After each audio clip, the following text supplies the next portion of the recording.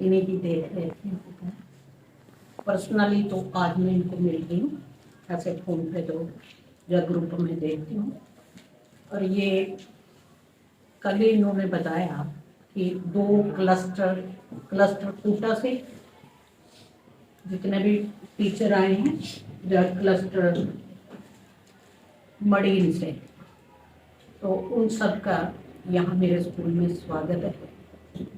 और आप सभी, मैं ये सोचती हूँ कि ये आज का बर्निंग इशू है और इसकी हमें ज़रूरत भी है। टाइम टू टाइम हर ट्रेनिंग होती रही है, टीचर के लिए ओरिएंटेशन प्रोग्राम होते रहे, कैपेसिटी बिल्डिंग प्रोग्राम होते रहे हैं। लेकिन इस जो आज का युग चल रहा है, जो आज का दौर है, वहाँ आपको कंप्यूटर से भी या आईटी उस तक भी हर टीचर को उस लेवल की नॉलेज होनी चाहिए। कोई भी टीचर, जब हम काम कर रहे हैं, डिजिटल युग है, तो उसमें कोई भी इस चीज़ से अछूता ना रहे। और अपने स्कूलों में जैसे प्राइमरी के टीचर हैं, मिडिल के टीचर हैं, तो वो अपने काम खुद से करें।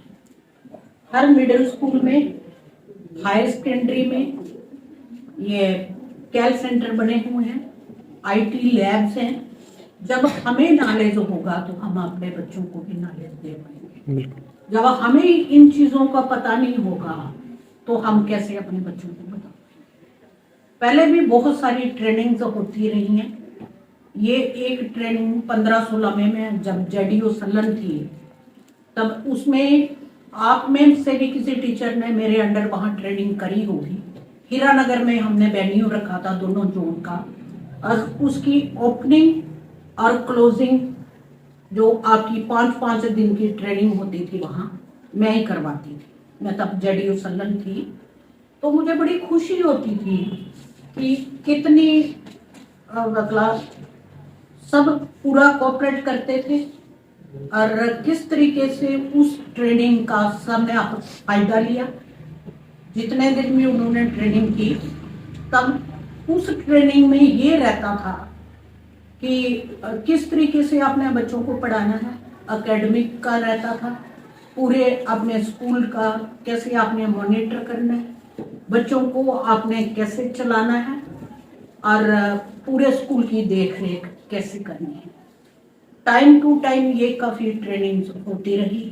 और उसके बाद जैसे मैं 1 साल के बाद यहाँ से गई, तो अभी लखनपुर जोन में मैं जब गई एज ए वेडियो, वहाँ भी ये ट्रेनिंग जो है मेरे से शुरू हुई और हर टीचर ने ये ट्रेनिंग की थी। यहाँ भी बैठे हैं सभी, इन लोगों ने भी की होगी, यहाँ ही शायद आपकी यहाँ ही हुई होगी, कहीं भी आपका वेन्यू रहा होगा 16 में, तो ये ट्रेनिंग सब टीचर ने की थी। उसके बाद भी आपका 1 दिन का कोई ओरिएंटेशन प्रोग्राम होता है, कोई 2 दिन का ओरिएंटेशन, कोई डाइट के वहाँ से आपके लिए कोई ट्रेनिंग आती है। जैसे आपने हेल्थ का आभा आईडी के लिए भी ट्रेनिंग करी, तो ये चीज़ें बहुत ज़रूरी हो गई हैं। क्योंकि जब हमें नॉलेज ही नहीं होगा, जब हमारी ट्रेनिंग ही नहीं होगी, कोई हमें समझाएगा ही नहीं, तो हम कैसे इन चीज़ों को कर पाएंगे। तो अभी मोबाइल पे सारे प्रोग्राम होते हैं, उसमें ही आपको DSEA का जो आपका एकेडमिक कैलेंडर आता है, कल्चरल कैलेंडर आता है, तो वो सबके लिए है। चाहे वो प्राइमरी का टीचर हो, मिडिल का हो, हाई का हो, हायर सेकेंडरी का हो, तो हम लोगों को इन चीज़ों के साथ अवेयर होना बहुत ज़रूरी है। जब हमें नॉलेज नहीं होगा तो हम कैसे स्कूल चलाएंगे, हम कैसे आगे इन चीज़ों को चला पाएंगे। क्योंकि अभी तो हमारा सीखने का दौर शुरू हुआ है। क्योंकि पुराने टाइम में जब हम 92 में टीचर आए, और उसके बाद तो 2 ही चीज़ें होती थी स्कूलों में, एक स्टाफ स्टेटमेंट जो हमारे जेडीओ ऑफिस कंसर्निंग को जाता था, एक इनरोलमेंट ये दो ही लीफ जाते थे और ज्यादा कुछ नहीं होता था। बस उसके बाद क्या हुआ, आपका CPIS बना और हर टीचर जो है वो कैप्चर हो गया हमारी हायर अथॉरिटी के साथ। वो एक क्लिक करें, सबका बायोडाटा उसमें आ जाता है। उसके बारे में वहां से ही लोग बैठे बैठे हमारे डायरेक्टर से, सेक्रेटरी से सभी उसको देख पाते हैं। सभी के पास उनके पासवर्ड और हमारा एम्प्लॉय कोड जो है, एम्प्लॉय कोड खोल के सब हमारा पूरा देख पाते हैं। तो ये चीजें इनको इग्नोर नहीं कर पाओगे आप, क्योंकि ये 3 दिन का ये जो आपका ये सेशन है, ये प्रोग्राम है, ट्रेनिंग प्रोग्राम, आपने इसको सीरियसली लेना है और ये सोच के आपने यहाँ पे बैठना है कि हम यहाँ सीखने के लिए आए हैं। और ये इसका आपके जो आपकी दिनचर्या है, जो आपका सर्विस का हिस्सा है, उसमें ये आपका ये बड़ी आपके लिए एक बेनिफिशियल चीज है, बड़ी जरूरी चीज है और ये आपकी लाइफ का ये एक हिस्सा है, ये आपकी लाइफ का एक हिस्सा होने जा रहा है। तो जो लोग इतनी दूर से ये मास्टर ट्रेनर जो आपको ये ट्रेनिंग देने के लिए आए हैं, आप उनको पूरा उनका फायदा लेंगे, पूरे तरीके से क्वेरीज भी होंगी, जो आपको समझ नहीं आएगी या जो आपको लगेगा ये हमें सीखने की लालसा है, तो ये आपको सारा बताएंगे। और जब ये ट्रेनिंग खत्म होगी उसके बाद 5-10 मिनट आप क्यूरी सेशन भी रखोगे। और मुझे भी बहुत मजा आता, मैंने बहुत सारी जैसे ट्रेनिंग्स होती थी मैं पीछे बैठ जाती थी, टीचर्स की ट्रेनिंग में भी, और बहुत सारी ट्रेनिंग मैंने अटेंड करी। और एक बार ये 13 की बात है, जेडीओस के लिए कैपेसिटी बिल्डिंग डिविजनल लेवल पे प्रोग्राम आया। हमारा इम्पा जो है वहां पे सिद्धड़ा में, तो मुझे कठुआ डिस्ट्रिक्ट से, तब मैं नगरी हेडमास्टर थी, वहां से मुझे भेजा गया। वहां सीओ सुदन थे, उन्होंने मुझे फोन करके बोला कि आप मैडम कल वहां चले जाएं। तो ये वहां कोई 20-21 दिन की ट्रेनिंग हुई थी, जनवरी मंथ था। तो मैं वहां गई तो वहां सारे जेडीओस थे, 50 लोगों के लिए ये ट्रेनिंग प्रोग्राम था, लेकिन वहां सारे जेडीओ थे। मैंने वहां पूछा, सबको पूछा कि यहाँ प्रोग्राम है, तो उन्होंने कहा नहीं ये जेडीओस के लिए है, ये हेडमास्टर के लिए नहीं है। लेकिन उनको स्पेशल फोन किया गया कि इन मैडम को करवानी है। जब मैं अंदर गई तो मुझे पता चला वहां 49 जेडीओ हैं, और कितनी मेरे लिए कितने प्राउड की बात थी, मैं अपने कठुआ डिस्ट्रिक्ट को रिप्रेजेंट कर रही थी और मुझे उसके लिए चुना गया और मैं अकेली हेडमास्टर थी। और उस ट्रेनिंग का हमें इतना फायदा हुआ कि आगे भी उसका एज ए डीडीओ मुझे हमेशा उस चीज का बेनिफिट मिला कि जैसे आपके लीव रूल्स हैं, कोई फाइनेंशियल वो है, अलग अलग इतने बड़े बड़े लोग, हमें सेक्रेटरी से आईएएस लेवल के लोग और केएस लेवल के लोग, डायरेक्टर, कमिश्नर, वो 1-1 घंटे का सेशन लेते थे। और तब जशा मुदगल जो हमारी डायरेक्टर थी, एजुकेशन डायरेक्टर, वो भी, उन्होंने भी 2-3 सेशन लिए। और उस ट्रेनिंग में इतना मजा आया और 1 मिनट भी वेस्ट नहीं करते थे। 9 बजे हम ट्रेनिंग में पहुंच जाते थे और 5:30 बजे वो हमें छोड़ते थे, क्योंकि खाने पीने का सारा प्रोग्राम अंदर ही रखा होता था। और किश्तवाड़ से लोग थे, बनिहाल से, रामबन से लोग थे, तो ये पूरे डिविजनल के लोग थे। और हमने इतने दिन इतना सीखा और एंजॉय भी किया, और सभी लोगों के साथ हमारी इतना बॉन्ड रहा और इतना जबरदस्त इंटरेक्शन हुआ। और वहाँ कैसे टीचिंग लर्निंग मटेरियल जो है लो कास्ट पे आप कैसे बनाते हो, वो भी चीजें उन्होंने सिखाई। तो बड़ा बड़ा इंटरेस्ट लिया। और जब एक सेशन ऐसा होता था कि सारे अपनी अपनी डिस्ट्रिक्ट के बारे में बोलते थे और डिस्ट्रिक्ट के लिए मतलब अपना अपना पक्ष रखते थे या उसके बारे में बताते थे, तो वो मौका मुझे एक बिलावर के जेडीयू थे उस टाइम पे, एक असर के जेडीओ थे, वो रमेश जी, वो कठुआ से थे। तो बिलावर के वो जेडीओ जो थे आपके वो सलन में भी मेरे से पहले रहे हैं जेडीओ, भूपिंदर सिंह जी, वो थे, वो दोनों थे। लेकिन फिर भी वो मुझे बोलते थे कि नहीं नहीं मैडम आप ही बोलो, कठुआ डिस्ट्रिक्ट के लिए आप ही बोलो। और रोज फिर ये नहीं होता था कि ट्रेनिंग हो गई तो फिर ये आपका काम खत्म हो गया। फिर उन्होंने दूसरे और तीसरे दिन जो कुछ पढ़ाया होता था वो उसका टेस्ट भी देना पड़ता था, वो सारा सारा पूछते भी थे, लर्निंग आउटकम्स भी उसके वो करने पड़ते थे हमें। तो हम इतने क्वेरस होते थे। ठंड उन दिनों बहुत ठंड थी, तो अंदर ही वो हीटर लगाए थे, फुल फैसिलिटीज उन्होंने दी थी हमें। और कश्मीरी कहवा भी चलता था क्योंकि ज्यादा लोग कश्मीरी थे। और फिर दोपहर को वहाँ ही खाना होता था और शाम को चाय के साथ पकौड़े वगैरह वो हमें वहाँ पे रोज देते थे। दूसरे दिन हमें वही उत्सुकता रहती थी कि सुबह उधर पहुंचना है। और सीखने के बाद फिर हमने एंजॉय भी किया।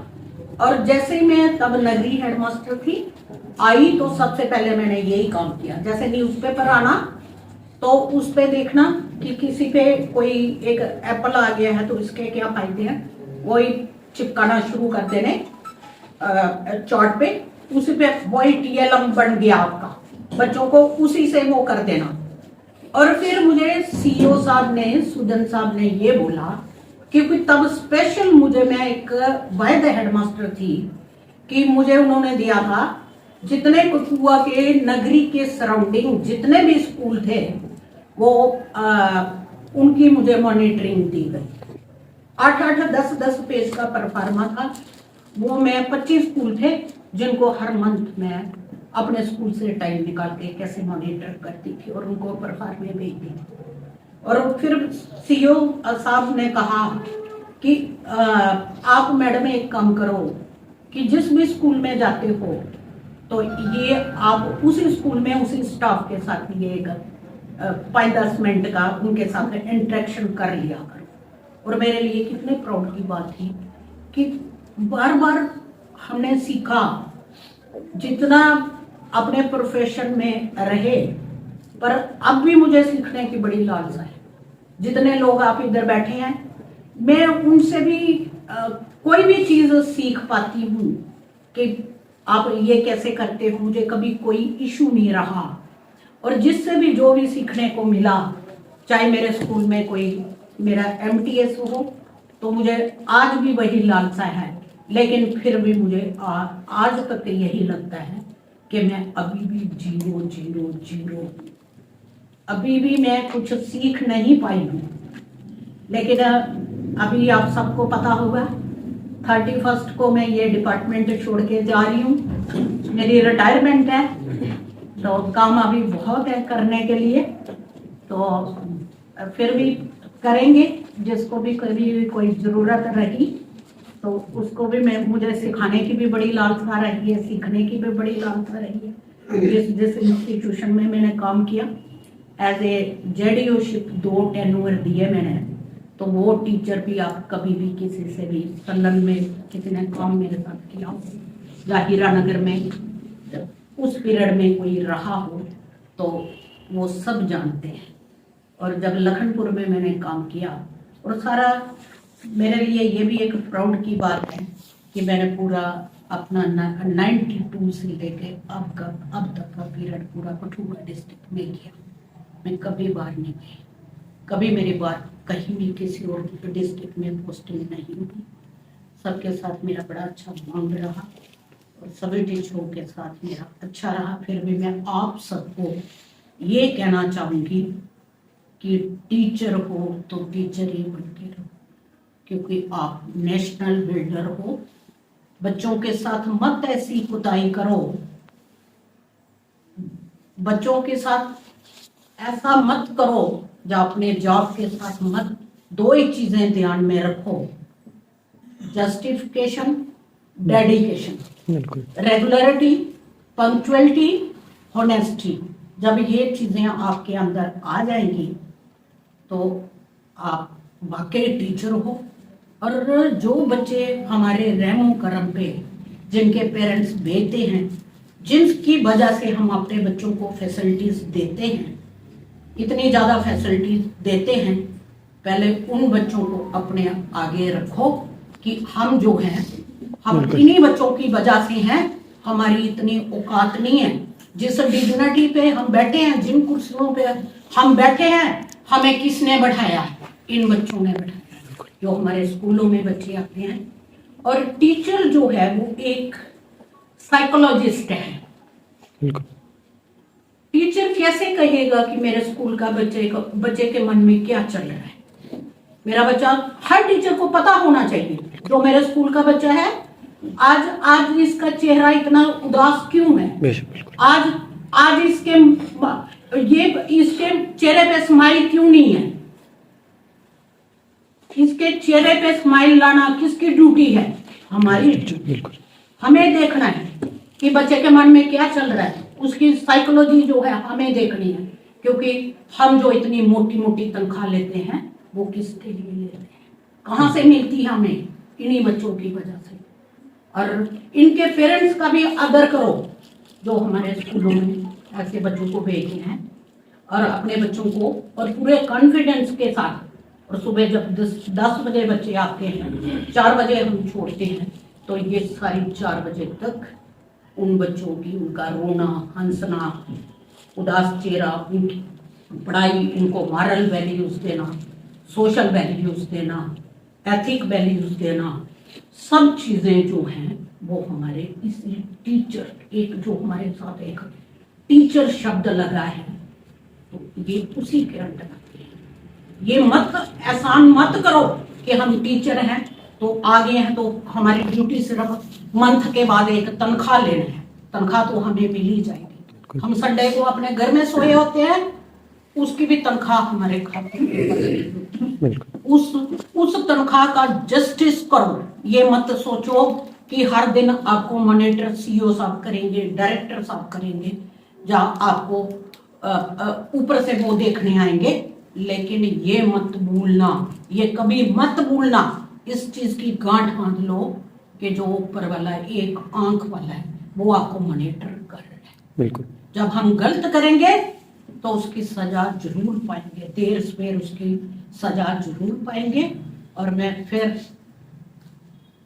एंड में यही कहूंगी कि justification, dedication, honesty, regularity, punctuality, और जैसे हम प्रेयर में जाते हैं तो उसके लिए भी मत ये करो कि हम घर से आए हैं तो थक गए हैं।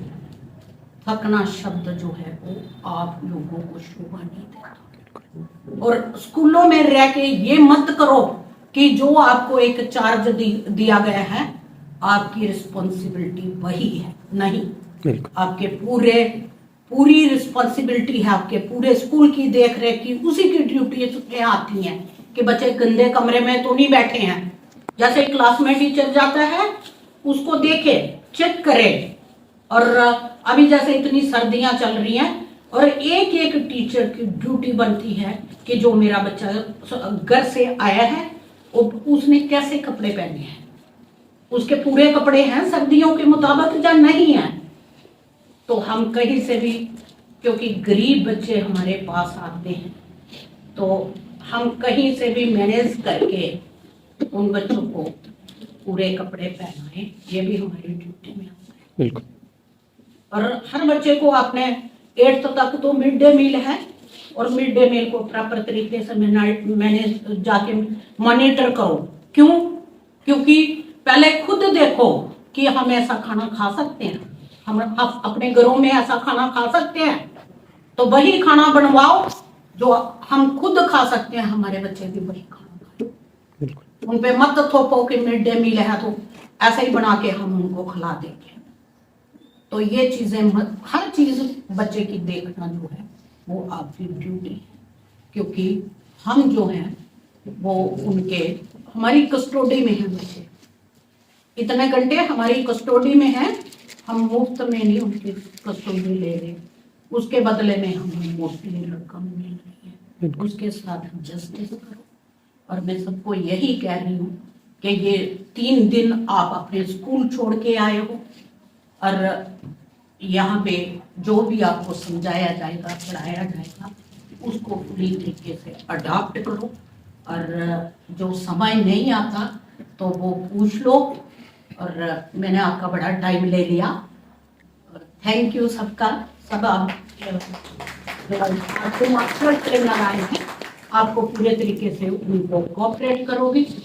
फिर भी आपको यहाँ पे कोई भी प्रॉब्लम होती है, मैं यहाँ 4 बजे तक बैठी हूँ और मुझे बता सकते हो। Thank you. Thank you so much.